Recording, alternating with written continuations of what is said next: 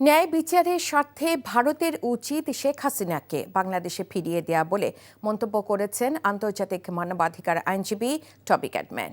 আইনি লড়াইয়ে কাজের মাধ্যমে নিজের নিরপেক্ষতার প্রমাণ দেবেন বলেও জানান তিনি।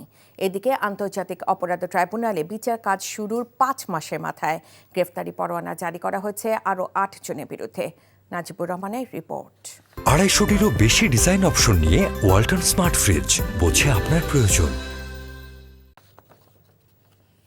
জুলাই গণহত্যার দায়ে পলাতক শেখ হাসিনাকে ফেরত চেয়ে মাসখানেক আগে ভারতকে চিঠি দেয় বাংলাদেশ। তবে ফেরত দেয়া নিয়ে এখনও কোনো সিদ্ধান্ত জানায়নি নয়াদিল্লি।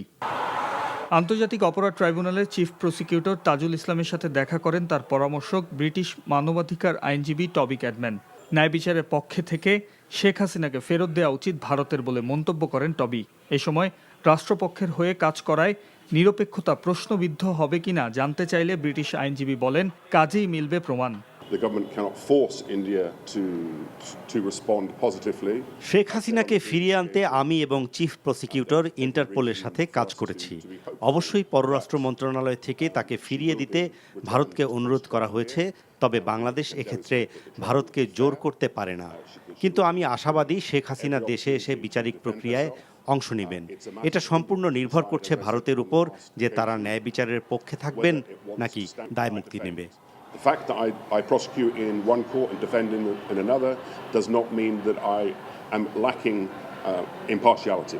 আমি একজন আইনজীবী, আমার কাজ পেশাদারিত্ব এবং নিরপেক্ষতার মাধ্যমে কাজ এগিয়ে নেয়া। আমি আগে কোন পক্ষে বা পদে কাজ করেছি সেটি এখানে বিবেচ্য নয়। আমার কাজের প্রমাণ হবে আদালতে। You can judge me on the job that we do, not on what I've done before. সাবেক প্রধানমন্ত্রী শেখ হাসিনাকে ফিরিয়ে আনতে সরকারের প্রচেষ্টা অব্যাহত রাখতে হবে বলে জানান চিফ প্রসিকিউটর। আমরা আশা করি যে ইন্ডিয়া একটা ন্যায় বিচারের পক্ষে দাঁড়াবে এবং সেভাবেই আন্তর্জাতিক নর্মস মেনে তাকে বাংলাদেশের কাছে প্রত্যার্পণ করবে, যাতে করে সে এখানে প্রপারলি নিজেকে ডিফেন্ড করতে পারে, তার প্রপার লয়ার দিয়ে তার কেসটাকে এখানে মেক আউট করতে পারে এবং প্রপারলি এই ট্রায়ালের ব্যাপারে ট্রায়াল থেকে তার যে বেনিফিট নেওয়ার সেটা যাতে সে নিতে পারে। জানানো হয়, নতুন করে আওয়ামী লীগের 2 নেতা ও 6 পুলিশ সদস্যের বিরুদ্ধে গ্রেফতারি পরোয়ানা জারি করেছে আন্তর্জাতিক অপরাধ tribunal. Najibur Rahman, NTV news, Dhaka.